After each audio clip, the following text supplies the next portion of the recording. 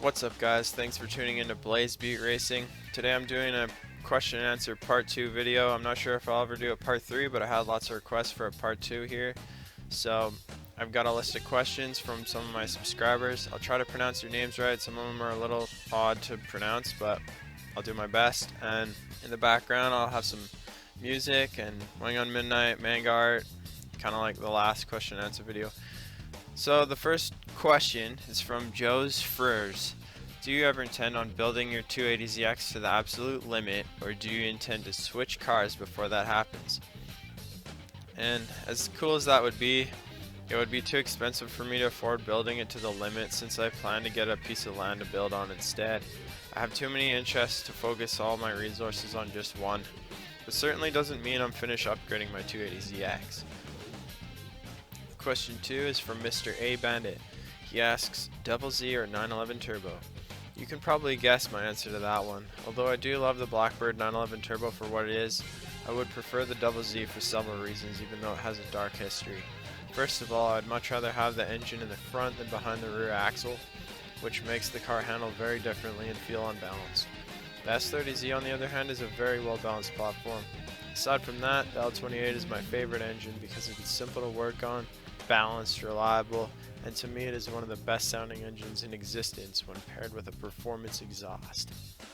And I know there's going to be a few people that are going to think I'm an idiot for saying this, and just remember this is just my personal opinion, and I have done lots of research, but I've also played a lot of simulator racing games, and of course I try lots of Porsches out, but my driving style has never matched up well with cars that have the engine mounted behind the rear axle. They tend to burn out rear tires faster. You just can't push them as hard without them getting really squirrely, you know. With the front engine rear wheel drive car, I find that I can push the limit much harder. I feel much more comfortable. I also like mid-engine cars depending on the car, but that's just my preference anyway.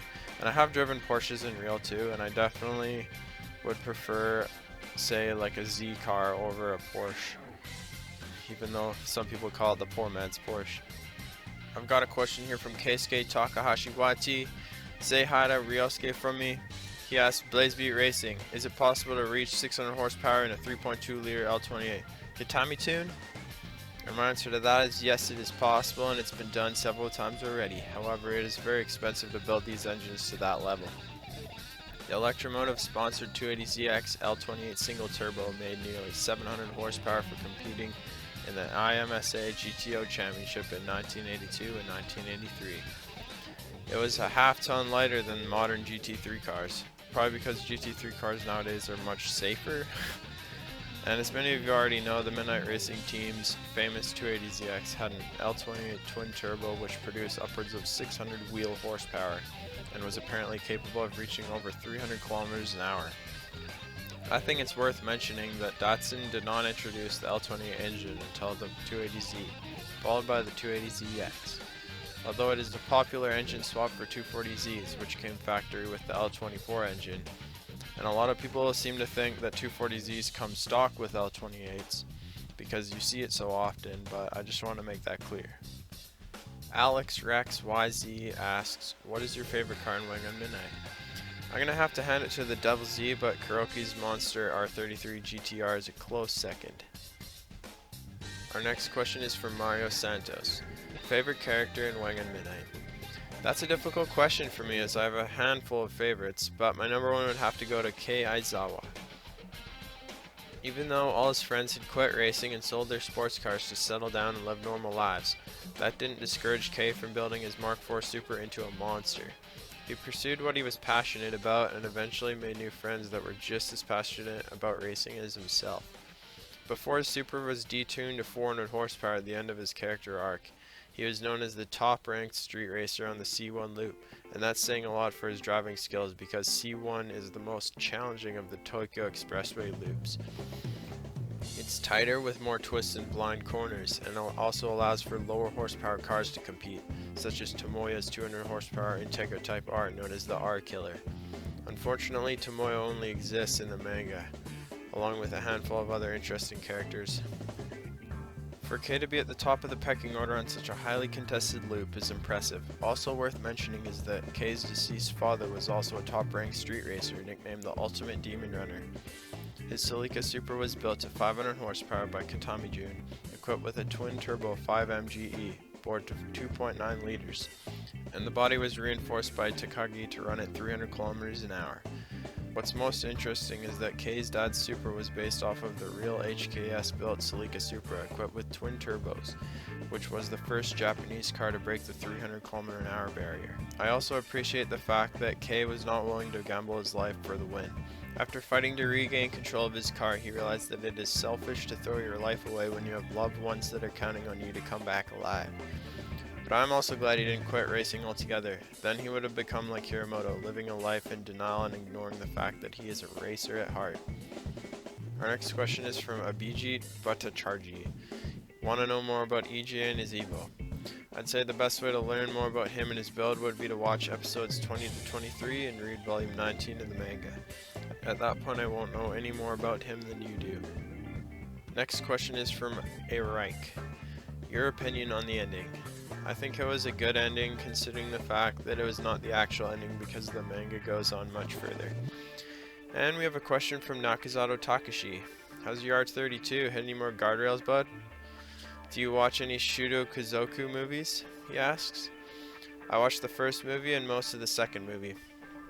They're not bad even though I'm sure they were done at a very low budget. What I don't like about them is that the way the drivers race is very unprofessional and reckless. They're constantly making abrupt movements, which is the opposite of how an experienced racer would act. So that really turned me off and I stopped watching.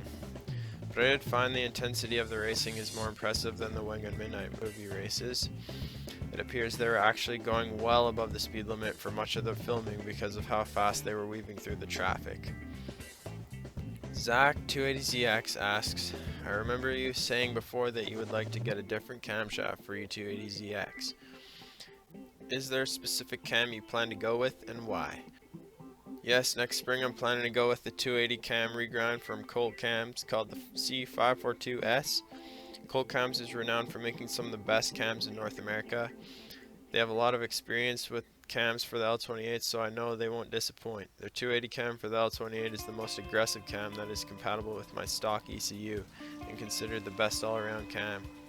It'll increase my torque from 3000 RPM and also bump up my redline and top end power.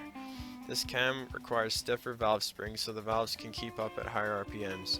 This upgrade will give my 280ZX the boost in power I've been looking for without sacrificing streetability and only cost me about 500 bucks Canadian.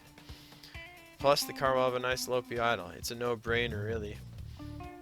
And our next question is from Akumano Zeto. This is a buddy of mine. Thanks for your long-term support, bud. Are there any cosmetic changes you plan on doing to your ZX, and if so, what are they and why? Well, I may end up replacing the ducktail wing with a slightly larger 3-piece wing if I can find one. They're much easier to find for 240Zs, but near impossible to find for 280ZXs. Not surprising. Other than that, if I were to do a full body refresh someday, I would remove the door bump strips, replace the front bumper and valance with something more low profile and aerodynamic, add side skirts and finish it off with a sleek rear bumper delete. But since the body is in such good shape and looks excellent with the contrasting black trim, I'm satisfied with leaving the body as it is. It's very rare to see a clean 280ZX that still has the original bumpers. In fact, I've never seen another 280ZX this clean in person. It's the first thing people notice at the car meets when they see my car. And our last question here is Ludicrous Torpedo 5220. When will you make an AMV of No One Sleep in Tokyo? I can't say when or if I'll make an AMV for that song, even though it's been requested a few times, but personally I don't think it is a good match for Wangan Midnight. I get a lot of AMV song requests, which is great and all, but I only end up making AMVs for about 30% of them. After all, it's not going to be a quality AMV if I don't foresee the video clips matching well with the song. Nevertheless, I do appreciate new ideas from my viewers. For all the other people who have given me song requests recently, I may or may not make those, but I'm not making any promises. Sometimes I just need to be in the right mood for it. And that wraps it up for this question and answer video. I hope you guys enjoyed. Thanks for watching. I really appreciate all your support. Feel free to check out my new Instagram account called Blazebeat Racing. Should be pretty easy to find. It focuses on AMVs. I have it linked to my YouTube channel, so you can find it there on the homepage. Yeah, so take care, guys. Drive safe and stay tuned. Bye.